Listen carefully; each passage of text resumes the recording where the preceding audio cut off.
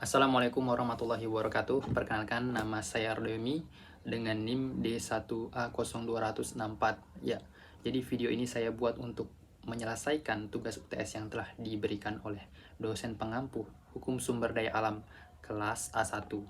Jadi di sini saya akan membawakan salah satu permasalahan yang sangat krusial di Indonesia yang mengakibatkan banyak kerusakan lingkungan, khususnya di Pulau Kalimantan.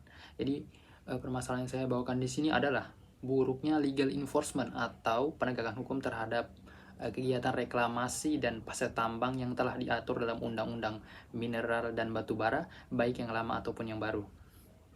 Sebelum saya masuk ke dalam masalah pokok atau inti kita pada kesempatan kali ini, maka saya akan menjelaskan terlebih dahulu apa kemudian dari definisi dari reklamasi dan kegiatan reklamasi dan kegiatan pasca tambang tersebut. Jadi, reklamasi adalah kegiatan yang dilakukan sepanjang tahapan usaha pertambangan untuk menata, memulihkan, dan memperbaiki kualitas lingkungan dan ekosistem agar dapat berfungsi kembali sesuai peruntukannya. Jadi itu adalah definisi dari reklamasi. Kemudian apa yang dimaksud dengan pasca tambang? Jadi kegiatan pasca tambang itu juga mirip dengan reklamasi, menjadi satu rangkaian, namun juga di sini ada perbedaan. Maka definisinya di sini adalah pasca tambang adalah yang disebut adalah kegiatan terencana, sistematis, dan berlanjut setelah sebagian atau seluruh kegiatan usaha pertambangan untuk memulihkan fungsi lingkungan dan fungsi sosial menurut kondisi lokal di suatu wilayah pertambangan. Setiap perusahaan tambang yang izin usaha pertambangannya telah habis atau kegiatan pertambangannya telah berakhir, wajib untuk melakukan kegiatan reklamasi dan kegiatan pasca tambang ini dengan presentasi keberhasilan 100%.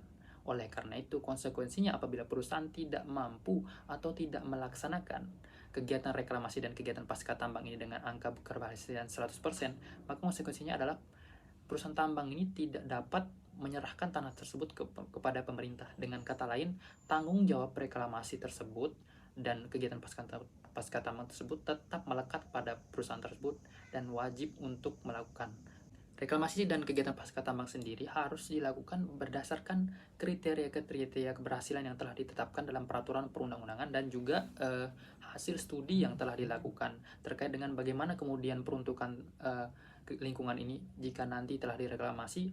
Oleh karena itu, perusahaan harus memenuhi kriteria-kriteria tersebut untuk mencapai angka 100%. Untuk menjamin bahwa perusahaan akan melakukan kegiatan reklamasi dan kegiatan pasca tambang ini saat usaha mereka berakhir nanti, maka peraturan perundang-undangan sendiri telah mengatur bahwa ada yang kemudian disebut dengan dana jaminan reklamasi dan dana jaminan kegiatan pasca tambang. Jadi dana ini adalah dana yang disisihkan dari sebagian profit perusahaan yang kemudian disisihkan atau dialokasikan terhadap dana ini yang kemudian akan digunakan pada akhir atau saat nanti kegiatan perusahaan itu berakhir.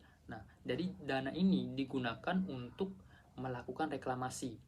Walaupun sudah diatur secara komprehensif dan cukup jelas dalam Undang-Undang Mineral Batubara, baik yang lama ataupun yang baru, namun nyatanya kegiatan reklamasi dan kegiatan pasca tambang ini masih saja menemui kendala besar, yaitu masih banyak perusahaan yang masih membandel untuk tidak menyisihkan dana jaminan reklamasi dan dana jaminan pasca tambang.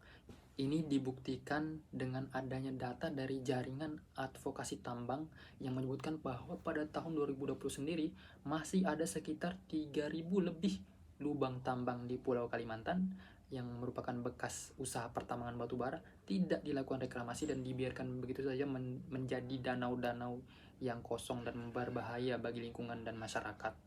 Ini menunjukkan bahwa ada ketidakpatuhan dari perusahaan pertambangan untuk melakukan kegiatan reklamasi ini. Berbicara mengenai sanksi, maka sanksi dalam masalah lingkungan atau pertambangan ini seharusnya sanksi tersebut tidak boleh berorientasi hanya kepada pembalasan terhadap pelaku, namun juga sanksi di sini harus kemudian berorientasi kepada bagaimana kemudian sanksi ini kemudian nanti dapat memulihkan kerusakan lingkungan begitu.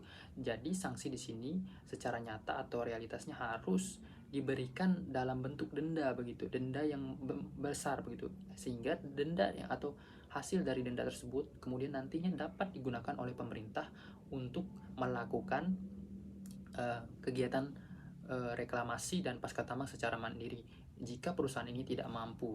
Jadi denda di sini sangat ditekankan dibandingkan dengan pidana penjara. Diterbitkannya Undang-Undang Nomor 3 Tahun 2020 tentang perubahan atas Undang-Undang Nomor 4 Tahun 2009 tentang pertambangan mineral dan batu bara membawa sejumlah ketentuan baru terkait dengan ketentuan reklamasi lahan bekas tambang dan kegiatan pasca tambang.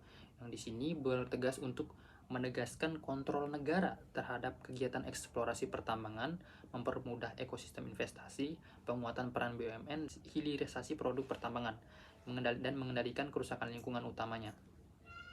Jadi Undang-Undang Minerba yang baru ini menegaskan bahwa pemegang izin usaha pertambangan untuk membayarkan jaminan reklamasi dan jaminan pasca tambang. Undang-Undang Minerba juga mengatur tingkat keberhasilan reklamasi tambang yang menunjukkan angka 100%. Undang-Undang Minerba juga mengatur mengenai apabila perusahaan ingin memperpanjang izin usaha pertambangannya, maka dia harus terlebih dahulu melakukan reklamasi seluas lahan yang sama sebelum membuka lahan yang baru. Dari sisi sanksi sendiri, Undang-Undang Minerba yang baru telah memperkuat sanksi dari Undang-Undang Minerba yang lama, di mana apabila perusahaan tambang tidak melakukan reklamasi atau kegiatan pasca tambang, maka akan dikenakan sanksi pidana berupa sanksi denda dan sanksi penjara begitu. Jadi di sini sanksinya apabila perusahaan tambang tidak melakukan reklamasi, maka dapat dipidana penjara paling lama 5 tahun dan dendanya yang cukup besar di sini, yaitu dendanya ini maksimal 100 miliar rupiah, dan nilai tersebut sudah cukup banyak untuk melakukan untuk digunakan pemerintah untuk mereklamasi lahan bekas tambang yang tidak direklamasi oleh perusahaan. Jadi di sini nilainya sudah cukup bagus menurut saya, karena lebih bermanfaat daripada hanya sekedar sanksi penjara saja.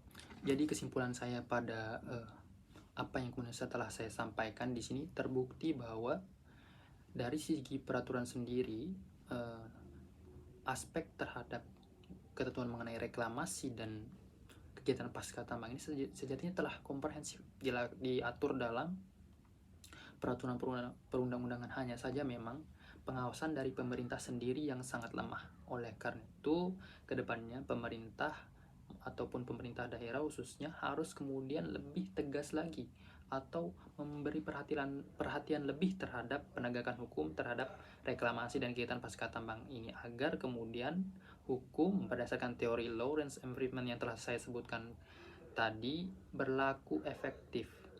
Jadi itulah kesimpulan saya, aspek pengawasan yang harus dipertegas lagi oleh pemerintah.